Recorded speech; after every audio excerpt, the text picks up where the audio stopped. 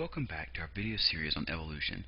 In this, our fifth and final video, we're going to look at the origins of life. Now remember, everything we've looked at up to now, talking about natural selection and Darwin and speciation, we've been looking at the origin of species. That was the name of Darwin's book. But none of that tries to explain the origin of life. And this is a much tougher question with a lot fewer answers. So, what do we mean? Where does life come from? Well, you have to understand that for a long period of time, there was an idea that was well established called spontaneous generation. The idea that living things can come from non-living matter.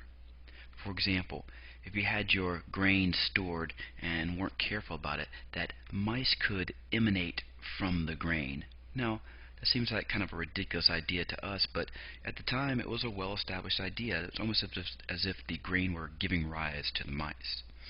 In another example, if you left out meat and left it out and didn't eat it or cook it right away, and certainly didn't have a way to refrigerate it, that after a while maggots would appear. It's kind of gross, yeah. But as if the maggots were emanating from the meat, spontaneously generating.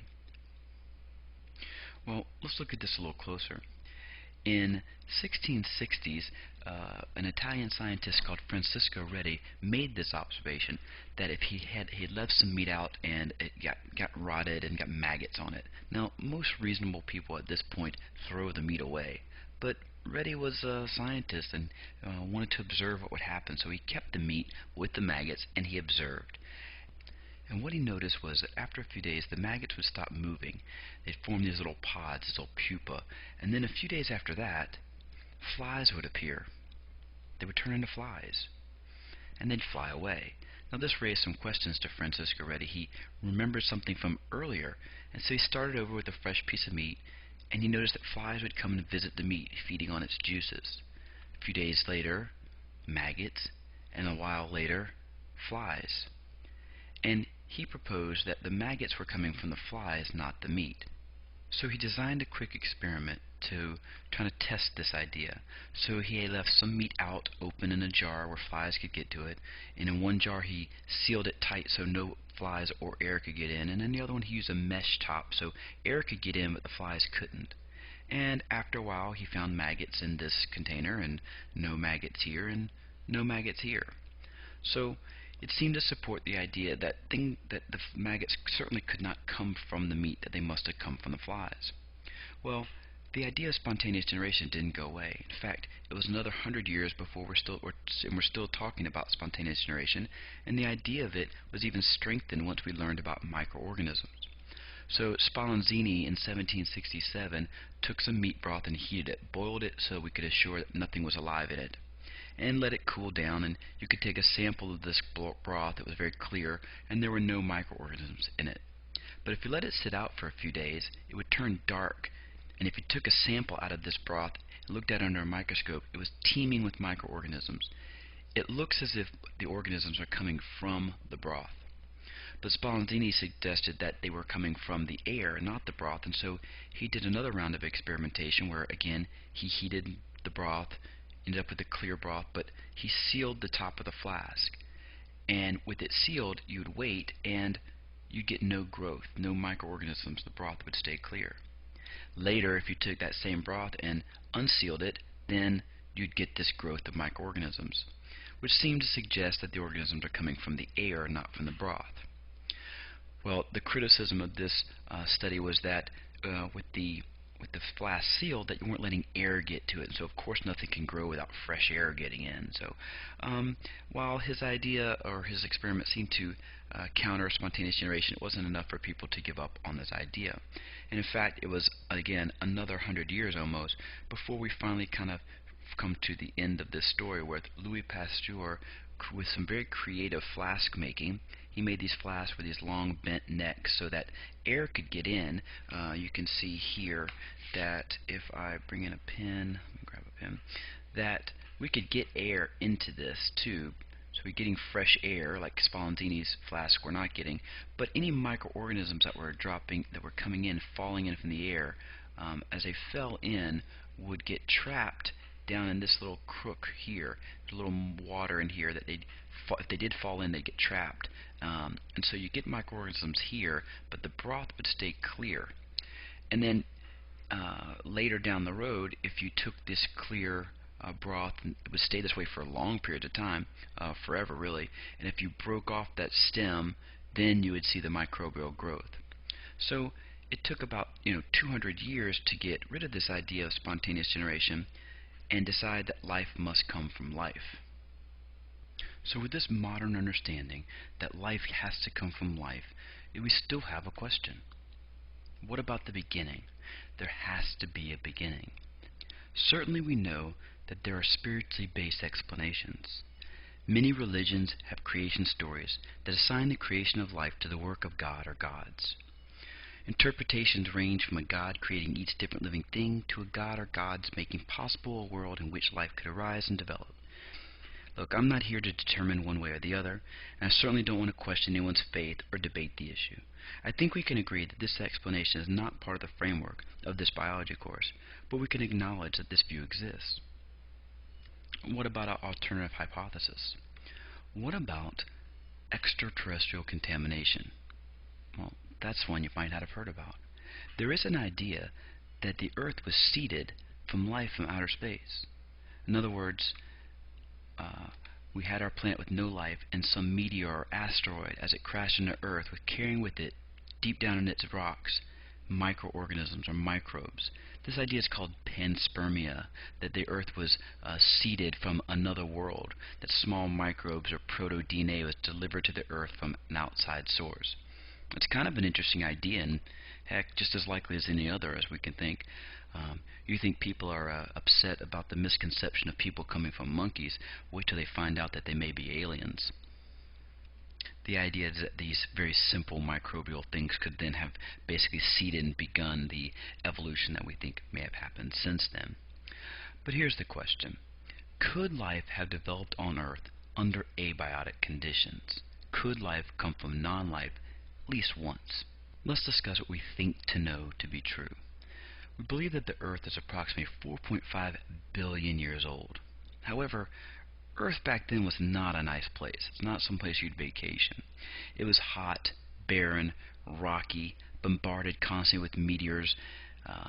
Its atmosphere was composed of nitrogen, carbon monoxide, hydrogen, and water vapor, but, importantly, no oxygen. We had hot lava and ultraviolet light, think poisonous gases and lightning. Again, not a fun place to be. But at some point as the Earth cooled, these water vapor condensed, forming rain that created the oceans that exist on Earth today. Now this is an artist's rendition of what it might have looked like, but that's what we think happened. So here's another picture. I think it's it's a very pretty picture of what the Earth might have looked like. But let's think about this. From other evidence we believe that life began on Earth 4.0 to 3.5 billion years ago. Now notice, we got a 500,000 years of wiggle room here, and a 500,000 years or to 1 billion years from the beginning of the Earth to first life. But it's the idea that it's in these early primordial seas, in this early ocean, that life may have begun through a process of chemical evolution. So let's talk through that chemical evolution. Two different scientists, Oparin and Haldane, hypothesized that it might have been possible that if Earth's early atmosphere was reducing, meaning lacking oxygen, and if there was an appropriate source of energy such as lightning or UV light, then simple organic molecules could spontaneously form under abiotic conditions in the primordial seas. Haldane went on to say that groups of these molecules, these monomers and polymers, could acquire a lipid membrane, and then further developments eventually led to the first living cells. Now there's a lot of empty holes in this story, but let's kind of look at that idea. Well, later, Stanley Miller and Harold Urey devised an experiment to try to test this hypothesis. And what they tried to do was recreate what the conditions might have been like. And so they built this apparatus where they had this, they heated up water to make water vapor, and it went through this tube, and in this container they had a mixture of gases, and these are gases we believe to have been present in early Earth's atmosphere. And so you had this hot bubbling water vapor coming through here, and they had electrodes to provide electrical spark to represent lightning or to give us an energy source. And then the water would cool down and condense and come into this area, and they basically just cycled this. They did this for like a week. They just let it run with these sparks and the gases and the mixing of the water vapor. And after a while, they turned the system off and they tested the contents of this water down here. And what they found were simple organic compounds were formed. And depending on how they changed the composition of these gases, they would make slightly different versions or different types of these organic compounds. And what this showed was it's possible under the right conditions for organic compounds to form in an abiotic system. Well, simple organic compounds are a long way from having their first life, but it is the first step that we'd need. Well, later, Sidney Fox conducted some experiments to see if polymers could form from these monomers. And based on the hypothesis that on the margins of this sea, these organic molecules might have combined on hot rocks or have used clay as a polymerizing template, it would have been hard for these molecules to be formed in the water because of Le Chatelier's principle. Is these reactions actually produce water, which would be hard to do in a water environment.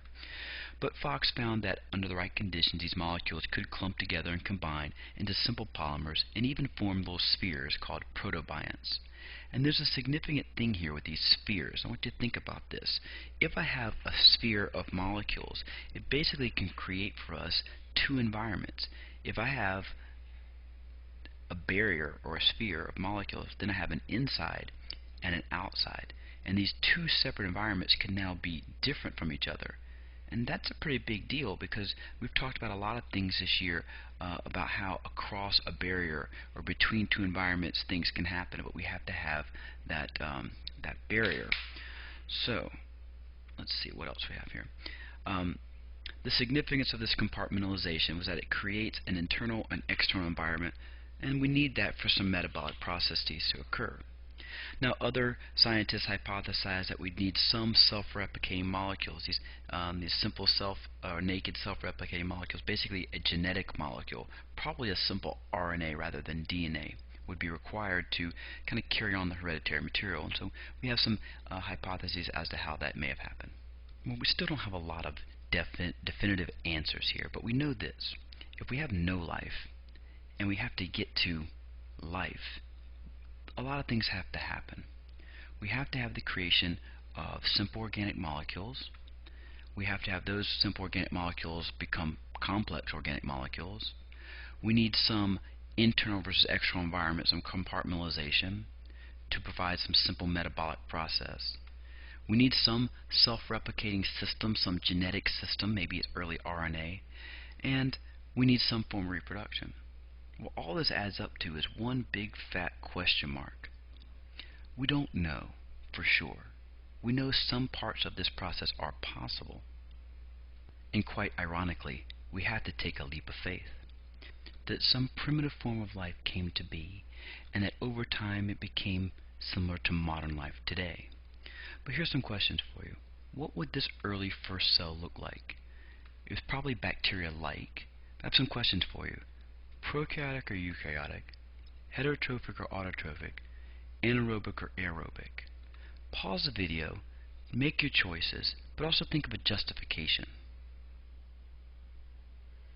What'd you choose? Well, prokaryotic over eukaryotic makes sense because prokaryotic is simpler and that's what bacteria look like, and eukaryotic cells are much more complex. Heterotrophic, there's the heterotrophic hypothesis that it's much easier to absorb nutrients from your environment to be heterotrophic than to create your own food through some autotrophic process. And anaerobic, because the early Earth's atmosphere didn't have oxygen in it. Well, at some point, being autotrophic became advantageous to make your own food, and through some maybe early photosynthetic process, we generate the oxygen-rich atmosphere that exists today. Well, with oxygen available, aerobic organisms could come to be, and with aerobic process we could become larger and more complex. Somewhere down the road we have the evolution of complex organelles, possibly through endosymbiosis, a nucleus created to make a eukaryotic cell, giving rise to the modern domains of the eukarya. Basically, we believe this is the order in which things probably happen. But again, we don't know, and we have to take a leap of faith for this. Well, that brings us to the end of our video series on evolution in our last video, The Origin of Life. If you have any questions, leave them in the comment section below, and I hope you learned something.